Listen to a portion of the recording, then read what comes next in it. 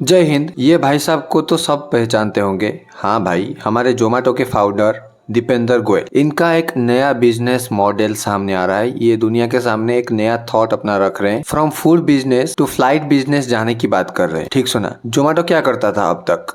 Food delivery करता था, ज्यादा से ज्यादा ब्लिंकिट के जरिए छोटे मोटे सामान दूसरों को भेजता था और बिजनेस करता था। लेकिन अब एरोस्पेस इंडस्ट्री में एंटर करने वाले हैं। एक हिस्टोरिक डेवलपमेंट यहाँ पर होने जा रहा है बिजनेस फील्ड में, एरोस्पेस फील्ड में। इंडिया में एक नया बिजनेस मॉडल, एक नया मार्केट खुलने वाला है। अगर जोमेटो या दीपेंद्र गोयल साहब का ये आइडिया काम कर जाए और सक्सेसफुली रन हो जाए तो इसमें भी बहुत सारे कंपनियां कूद जाएंगे।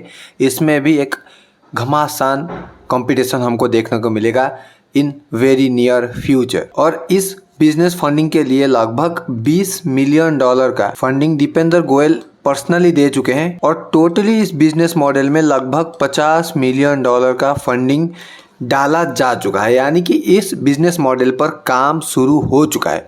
हाँ, काम बहुत तेजी से चल रहा है यहाँ पर। और जोमेटो के जो सीईओ हैं यानी कि चीफ ऑपरेटिंग ऑफिसर सुरभि दास, उनका भी लिंक्डइन पोस्ट यहाँ पर सामने आ रहा है कि हमको aerospace engineer, system designer, flight nerd चाहिए। अगर कोई है तो ईमेल कर दो कमेंट सेक्शन में, हम उसको रीच आउट कर लेंगे। यानी कि बहुत जोरों शोरों से ये बिजनेस मॉडल आगे बढ़ रहा है। ये बिजनेस करने की बातचीत हो रहे यहाँ पर जोमेटो की तरफ से। क्या है ये एक्चुअली बिजनेस मॉडल, आओ समझते हैं।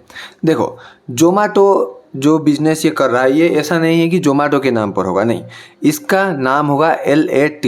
You can consider what ever you have the pronunciation. मेरे को एक्चुअली नहीं पता LAT या और कोई प्रोनाउंसिएशन इस नाम का होता होगा। जो भी है, हम इसको पकड़ लेते हैं अभी के टाइम पर LAT, राइट। जोमेटो से ये बिल्कुल डिफरेंट होगा। फाउंडर ठीक है, फाउंडर दीपेंद्र गोयल साहब हैं और इनकी लीडरशिप के साथ ये बिजनेस मॉडल आगे बढ़ रहा है। ये बिजनेस आगे बढ़ेगा, लेकिन ये बिजनेस जोमेटो से डिफरेंट है। जोमेटो कंपनी ही अलग है और ये कंपनी बिल्कुल अलग है। पहले हम थोड़ा बहुत जोमेटो के बारे में बात कर लेते हैं। यार, जोमेटो एक्चुअली अभी किस स्टेज पर है, ताकि दीपेंद्र गोयल इतनी बड़ी कदम ले रहे हैं कि एरोस्पेस इंडस्ट्री में घुसने के लिए, जहाँ पर बड़े बड़े दिग्गज बैठे हैं, जहाँ पर टाटा एयरलाइन बैठा है, एयर इंडिया बैठा है, एयर एशिया बैठा है, विस्तारा बैठा है। भाई साहब, aerospace industry in India is very complicated, very very complicated. यहाँ पर आसान नहीं है जीतना। टाटा जैसी कंपनी को भी प्रॉफिट करने के लिए बहुत मेहनत लगती है। इंडिगो वैसे मार्केट लीडर है, लेकिन in comparison to other companies percentage में देखें तो प्रॉफिट शेयर इतना ज़्यादा एक्चुअली है नहीं इस इंडस्ट्री में। उसमें यहाँ पर जाने की बात कर रहे हैं, उसमें जंप मारने की बात कर रहे हैं और $50 मिलियन की फंडिंग भी डाल दे चुके हैं इस इंडस्ट्री में, इस बिजनेस में।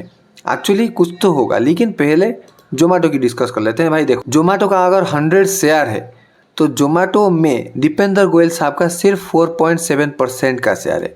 लगभग 2,30,000 करोड़ की वैल्यूएशन के साथ दीपेंद्र गोयल के पास 9,000 करोड़ का वैल्यूएशन है। यानी कि वो एक अभी के टाइम पर बिलियनियर है। और जोमेटो में हमको लगता है मालिक अभी दीपेंद्र गोयल साहब है, लेकिन नहीं यार। एक्चुअली देखो, यहाँ पर 4.7% शेयर के साथ कोई मालिक नहीं हो जाता। अदर्स यहाँ पर मार्केट से लगभग 30% के आसपास पब्लिक मार्केट शेयर रखे हैं अपने पास। 2021 में जोमेटो पहली बार मार्केट में लिस्ट हुआ था। और ESOP ट्रस्ट के पास 3% है, DLS के पास 4%। और you can see the number and the company, किसके पास कितना शेयर है जोमेटो कंपनी का।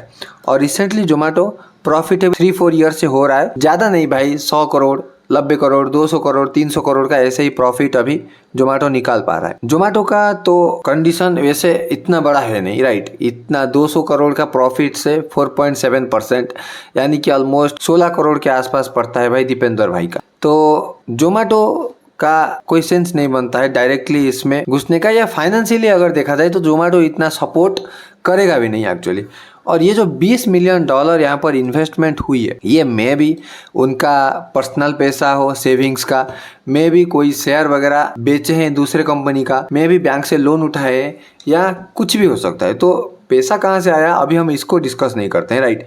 और जोमेटो का सबसे बड़ा जो रेवेन्यू सोर्स है ये है Zomato hyper pure. You can see the post now, यहाँ पर देख सकते हो year by year, quarter by quarter कितना तेजी से जोमेटो का हाइपर प्योर बिजनेस ग्रो कर रहा है। हाइपर प्योर बिजनेस बेसिकली क्या करता है, सब्जी सामान वगैरह एक बिजनेस से दूसरे बिजनेस को पहुंचाता है, यानी कि खुद जो रेस्टोरेंट वगैरह है उसको बेचता है। यहाँ पर देख सकते हो क्वार्टर 1, क्वार्टर 2, क्वार्टर 3, क्वार्टर 4 हर एक में ग्रो करते करते लगभग आज के टाइम पर 1200 करोड़ के आसपास का रेवेन्यू जनरेट कर देता है हाइपर प्योर सिर्फ जोमेटो में। और ब्लिंकिट का भी एक बड़ा शेयर है यहाँ पर, लगभग वो भी 1200 करोड़ के आसपास का रेवेन्यू जनरेट कर देता है। तो जोमेटो का मेन दो जो कंपोनेंट है वो हाइपर प्योर और ब्लिंकिट, इन दोनों की वजह से जोमेटो बहुत अच्छा खासा रेवेन्यू जनरेट कर पाता है। लेकिन अगर जोमेटो की फूड बिजनेसेस की बात करें जो डिलीवर करता है वो लगभग 800-900 करोड़ के आसपास है, इतना बड़ा कोई है नहीं, right. And if you want to see the revenue of Zomato, यहाँ पर देख सकते हो फाइनेंशियल ईयर 2023 में 3200 करोड़ के आसपास का रेवेन्यू जनरेट करता है और फाइनेंशियल ईयर 2024 के अंदर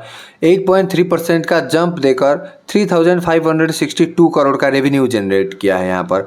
और सेम यहाँ पर एक्सपेंसेस भी ग्रो किया है। फाइनेंशियल ईयर 2023 में 3300 के आसपास का एक्सपेंसेस करी थी और 7.5% का ग्रोथ यहाँ पर एक्सपेंसेस में भी देखने को मिला है। 3600 का एक्सपेंस यहाँ पर हुआ है, यानी कि नेट लॉस में जोमेटो है। एक्चुअली ये दो फिगर को देखें, लेकिन जोमेटो प्रॉफिटेबल है। कैसे? जोमेटो का जो पैसा है उन्होंने एफडी में डाल दी थी ना, उन्होंने एफडी में डाल दी थी और वहाँ से लगभग 260 करोड़ के आसपास जनरेट हुआ था। तो इसको भी अगर इसमें डाल दे प्रॉफिटेबल हो जाता है कंपनी। एक्चुअली ये 260 करोड़ है या 460 करोड़ है, मेरे को थोड़ा सा यहाँ पर अभी याद नहीं आ रहा है, लेकिन एफडी का इंटरेस्ट से ही जोमेटो प्रॉफिटेबल हुआ है, ना कि अपना प्रोडक्ट बेच के। अभी आते हैं भाई साहब एयरलाइन के मार्केट में। देखो यहाँ पर एयरलाइन में अगर देखें तो मेजोरिटी स्टेक्स भाई साहब इंडिगो कंपनी के पास है। ओवर 62% मार्केट शेयर इंडिगो अकेला पकड़ के बैठा है, यानी कि पूरा मार्केट पर एक टाइप का मोनोपोली इंडिगो कंपनी का है। देखा जाए तो इमेजिन करो 100 लोग और 100 में से 60 लोग, यानी कि इतना भाग, समझ रहे हो, इतना भाग लोग लगभग जाते हैं सिर्फ इंडिगो एयरलाइन के जरिए। और अगर सेकंड बड़ा कंपनी को देखें तो टाटा का एयर इंडिया 14% का मार्केट शेयर लेकर बैठा है और था नंबर पर Vistara. And you can see the others company जिनके पास कितना कितना मार्केट शेयर है। इस मार्केट में जोमेटो अभी एंट्री मारने की कोशिश में है कि यार इस मार्केट में घुसे, एयर स्पेस मार्केट में घुसे, लेकिन एक डिफरेंट अंदाज के साथ। कैसे आओ समझाता हूँ, लेकिन समझ लो ये मार्केट में जोमेटो का एंट्री है ही नहीं, राइट। इसमें ये घुस ही नहीं रहे, ये पूरा का पूरा एक नया मार्केट तैयार कर रहे हैं, समझ रहे हो, एक नया बिजनेस मॉडल तैयार कर रहे हैं कि आने वाले टाइम पर बहुत सारे कंपनियां भी इस मार्केट में एंट्री मार सकते हैं। क्योंकि अगर ये प्लान सक्सेसफुल हो गया तो इंडिया में सबको पता है, अगर कोई कॉलेज के आगे एक गोलगप्पा वाला का बिजनेस चल जाता है तो 5 दिन बाद एक और नया गोलगप्पा वाला आकर वहां पर खड़ा हो जाता है, मेरा भी बिजनेस हो। सेम ऐसे ही यहाँ पर भी होने वाला है अगर दीपेंद्र गोयल साहब का ये प्लान रेडी हो जाता है। लेकिन आओ अभी समझते हैं एक्चुअली करने क्या वाले हैं दीपेंद्र गोयल साहब। देखो अभी जो एयरलाइन का इंडस्ट्री है, राइट, ये बेसिकली क्या है पता है, ये नॉर्मल फ्लाइट उड़ाते हैं 300, 400, 200 depending upon the size of the flight passenger लेकर जाते हैं। लेकिन दीपेंद्र भाई का प्लान ये है कि हम जो एयरक्राफ्ट उड़ाने वाले हैं उसका सीटिंग कैपेसिटी 12 से लेकर 24 पीपल का होगा। यस, हम कोई 300, 400 लोगों को लेकर नहीं उड़ने वाले हैं। उस इंडस्ट्री में तो भाई साहब एक तो बड़ा कॉस्ट लगने वाला है एरोप्लेन खरीदने के लिए, उसको पार्किंग करने के लिए कॉस्ट, उसका फ्यूल कॉस्ट, डिफरेंट कॉस्ट वहाँ पर हर तरीके से लगने वाला है। लेकिन ये जो इंडस्ट्री में अभी नया घुस रहे हैं 12 से लेकर 24 सीट, यानी कि अगर देखा जाए तो प्राइवेट जेट ही मान लो, प्राइवेट जेट में लोगों को सर्विस देने वाला है। ये ऐसे बोल रहे हैं कि जैसे कि बस सर्विस रोड में है वैसे ही एयर में अभी उनका जो एलएटी कंपनी है वो सर्विस देने वाला है। मतलब रेगुलर फ्रीक्वेंसी में उड़ने वाले हैं फ्लाइट और तुम बुक कर सकते हो आपके जरिए या उनका काउंटर भी होगा उसके जरिए। और देखो अभी इंडिया में लगभग 450 से ज़्यादा एयर स्ट्रिप हैं, लेकिन उसमें से 150 एयर स्ट्रिप कमर्शियल फ्लाइट के लिए यूज होते हैं और जो एयर स्ट्रिप हैं वो अभी बंद पड़े हैं या कोई काम के नहीं है। दीपेंद्र गोयल साहब का प्लान ये है जो एयर स्ट्रिप अभी बंद पड़े हैं उनको हम यूज करेंगे और ये जो फ्लाइट है बेसिकली भाई छोटा छोटा होगा। यहाँ पर देख सकते हो इसका साइज भाई in comparison to a normal aircraft इसका साइज़ लगभग 5 गुना ज़्यादा छोटा होता है। तो इसको जो रनवे चाहिए, ये छोटा सा एकदम रनवे चाहिए, तुम्हारे घर के पास जो हाईवे है उसमें से भी ये उड़ सकता है। तो दीपेंद्र गोयल भाई का प्लान ये है कि छोटा छोटा रनवे जो है हम यूज करने वाले हैं और घर के पास से ही ये उड़ेगा। इस फ्लाइट में उड़ने के लिए ना तुमको कोई एयरपोर्ट जाना है, ना तुमको कोई एयरपोर्ट में जाकर लाइन लगाना है। नहीं, तुम घर से चल के आओ, इसमें बैठो और उड़ के दूसरे डेस्टिनेशन जहाँ पर तुम्हें जाना है वहाँ पर चले जाओ, जैसे कि बस में करते हैं सब कुछ। और दीपेंद्र भाई का मानना ये है कि हम जो 150 एयर स्ट्रिप जो यूज करते हैं, हम लोग लगभग 2/3 अपना पोटेंशियल यूज नहीं करते हैं, वेस्ट कर देते हैं।